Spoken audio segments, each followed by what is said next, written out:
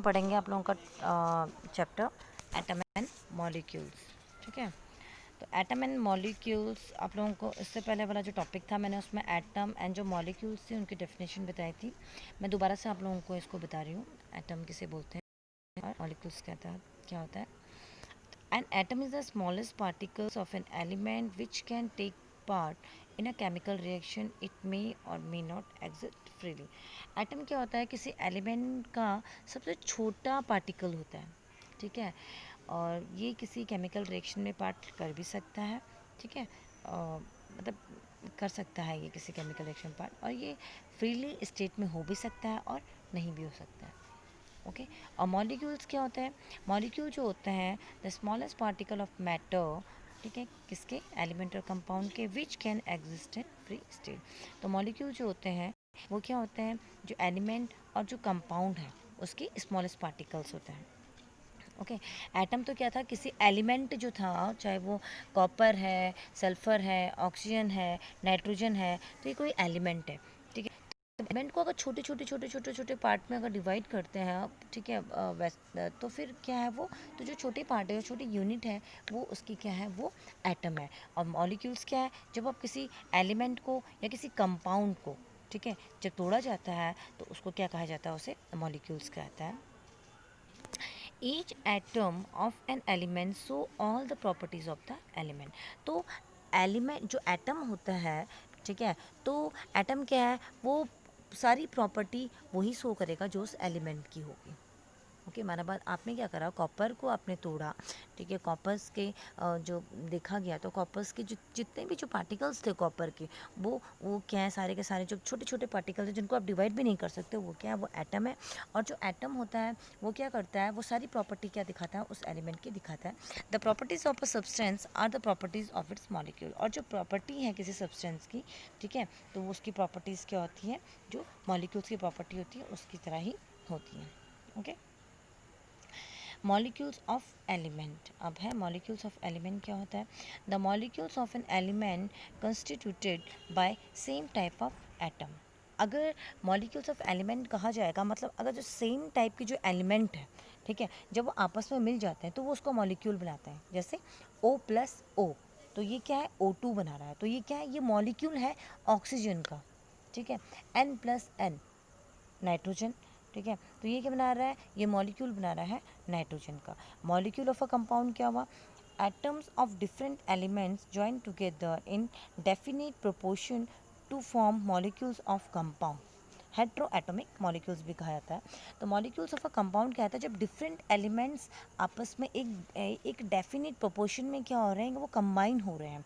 ठीक है, और वो क्या बना रहे हैं, उस मॉलिक्यूल ऑफ अ कंपाउंड बना रहे हैं। जैसे हाइड्रोजन प्लस ऑक्सीजन, तो इसमें क्या है, हाइड्रोजन अलग है, ऑक्सीजन अलग एलिमेंट है। ठीक है, तो ये दो अलग अलग एलिमेंट एक साथ एक डेफिनेट प्रोपोर्शन में मिलके क्या बना रहे हैं, जो मॉलिक्यूल ऑफ अ कंपाउंड बना रहे हैं। ओके, अब एटोमिसिटी। एटोमिसिटी क्या होता है, the number of atom contain in a molecules of a substance.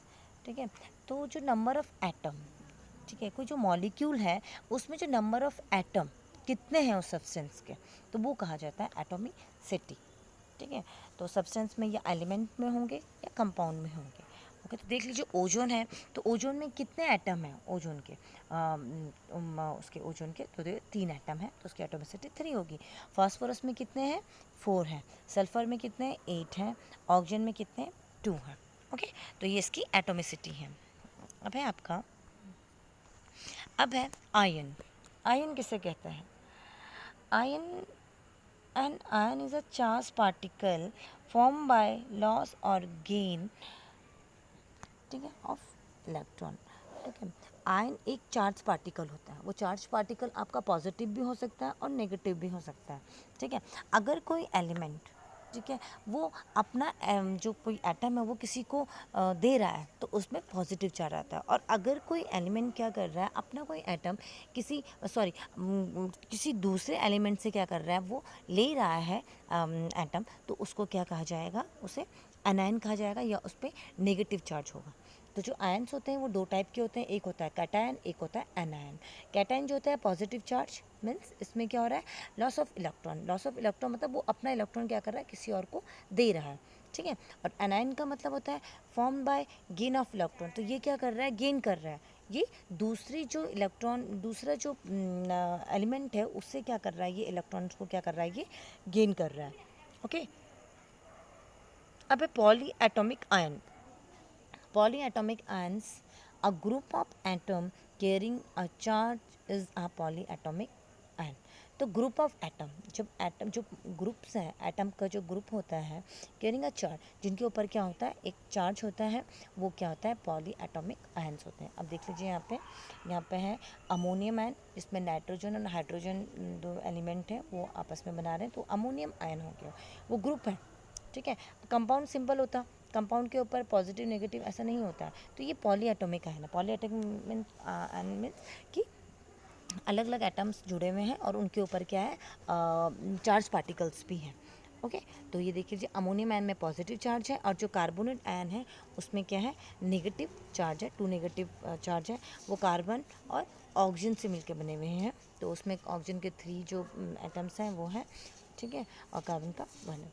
अब है valency, the number of electron which an atom can lose, gain और share to form a bond.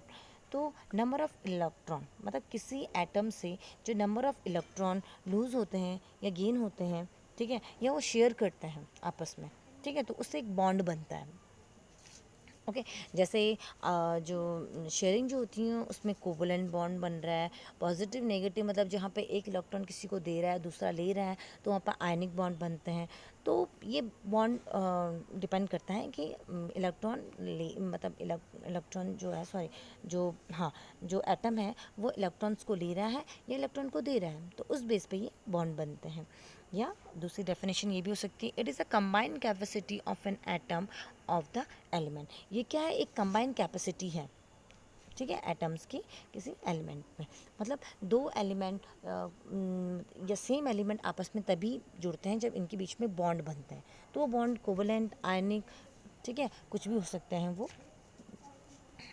अब a chemical formula, a chemical formula is a short method of representing chemical elements and compound। chemical formula एक short method है, ठीक है, तो element और compound को represent करने का, ठीक है। तो देख लीजिए इसमें, अब देखिए जैसे एल्यूमिनियम और ऑक्सीजन है, ठीक है, इनका हमने जो है ये बोल रहे हैं कि right the correct symbol of 2 element. तो केमिकल फार्मूला बनाने के लिए एक क्रिस क्रॉस रूल फॉलो किया जाता है। आप ऐसे ही कोई भी केमिकल फार्मूला नहीं बना सकते हैं, ठीक है। तो उसके लिए क्या होगा, पहले हम उन जो एलिमेंट है उनको लिखना पड़ेगा। देख लीजिए यहाँ पे एल्यूमिनियम ऑक्सीजन है, तो हमने उनके सिंबल लिख दिए, ठीक है। तो एल्यूमिनियम का Al होता है, ऑक्सीजन का O होता है। अब उसके बाद क्या है, जो एल्यूमिनियम है उसकी वैलेंसी लिखी जाती है और ऑक्सीजन की भी वैलेंसी लिखी जाती है। तो एल्यूमिनियम की वैलेंसी 3 है, ऑक्सीजन की वैलेंसी 2 है। अब इसके बाद क्रिस क्रॉस मीन्स, अब क्रॉस मेथड मीन्स जो एल्यूमिनियम की जो वैलेंसी क्रॉस करके ऑक्सीजन की साइड और ऑक्सीजन की जो वैलेंसी क्रॉस करके एल्यूमिनियम की साइड। तो देख लीजिए अब हो गया आपकी जो ऑक्सीजन की वैलेंसी थी वो इधर आ गई है आपकी, ठीक है, तो वो हो गया Al2O3।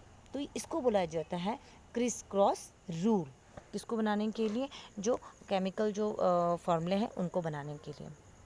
सेकेंड आपका सोडियम क्लोराइड, तो सोडियम की वैलेंसी होती है 1 पॉजिटिव और क्लोरीन की वैलेंसी होती है 1 नेगेटिव। अब इन दोनों को भी आपस में क्रिस क्रॉस किया गया, तो 1 1 था दोनों का, वो क्रॉस हो गया, तो इसलिए इसका फॉर्मूला क्या हो गया, NaCl हो गया, ठीक है। When the valency of both elements are numerically equal the subscripts are also not written. तो जब वैलेंसी दोनों की इक्वल होती है तो वो नहीं लिखी जाती हैं, ओके। तो देख लीजिए जैसे यहाँ पे Na सोडियम की क्लोरीन की वैलेंसी सेम थी 1 1, ठीक है। यहाँ पे भी कैल्शियम की और ऑक्सीजन की जो वैलेंसी दोनों की सेम सेम है, तो इसलिए क्या है, अब आप ये नहीं लिखेंगे Ce2O2, ये नहीं लिखा जाएगा, वो वैलेंसी आपस में क्या हो जाएगी, क्रॉस हो जाएगी, ओके। ऐसे ही और भी हैं आप लोगों की वैलेंसी यहाँ पे, ये रही एल्यूमिनियम सल्फेट, ठीक है। तो यहाँ पे भी देख लीजिए कैसे बन रहा है, जो एल्यूमिनियम है, सॉरी अमोनियम जो है, अमोनियम की वैलेंसी 1 होती है और सल्फेट की वैलेंसी 2 होती है, वो भी आपस में क्रॉस हो गया है, तो ये बन गया NH4 whole twice SO4, okay. वैसे जो आपके जो ये है टिन कार क्लोराइड जो है इसकी वैलेंसी भी सेम ऐसी है। अब मैं आप लोगों का देख लीजिए एग्जांपल यहाँ पे और भी दे रखे हैं, कैटैन और अनैन, इनके नेम दे रखे हैं कि कैसे कैसे इनकी वैलेंसीज बनी हुई है। ठीक है, ये आप अपनी नोटबुक में लिख दीजिएगा। ओके। अब यहाँ पे क्वेश्चन है बच्चों कुछ, या what is difference between anion and cation. ठीक है, आप इसको कर लीजिएगा। सेकंड क्वेश्चन है, कर लेंगे आप इसे क्योंकि मैंने आपको बता दिया है, समझा दिया है। Write down chemical formula of. अब आपको इनके केमिकल फार्मूला आप लोगों को खुद लिखना है।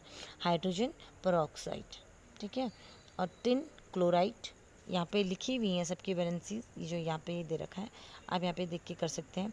ओके। और बेरियम सल्फेट, सिल्वर क्लोराइड।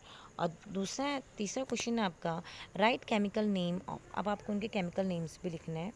ठीक है, NiNO3 का होल्ड इसको क्या कहते हैं, CdCO3 को क्या कहा जाता है, NaOH को क्या कहा जाता है, और NH4NO2 को क्या कहा जाता है। तो आज के लिए आप लोगों के लिए ये होमवर्क है, और साथ में इसे अपनी नोटबुक में भी कर लीजिएगा। Thank you.